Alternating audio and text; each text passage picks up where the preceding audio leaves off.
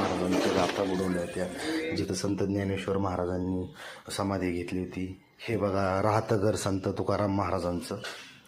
हाच तो वाडा होता. खूप श्रीमंत होते संत तुकाराम महाराज आणि ह्याच वाड्यामध्ये संत तुकाराम महाराज कीर्तन करत असत. 400 वर्ष झाले संत तुकाराम महाराजांच्या या घराला. आणि हे घर 400 वर्षापूर्वी ज्यावेळेस मातीचं होतं, पडलं तर वारकरीने जो संप्रदाय होता त्यांनी प्रसाद म्हणून सर्व माती वगैरे घेऊन गेले.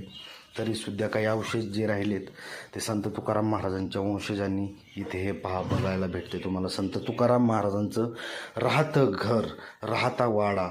आणि खूप छान वाटलं आज देहूला येऊन संत तुकाराम महाराजांच्या समाधीचं दर्शन घेतलं, संत ज्ञानेश्वर महाराजांच्या समाधीचं दर्शन घेतलं.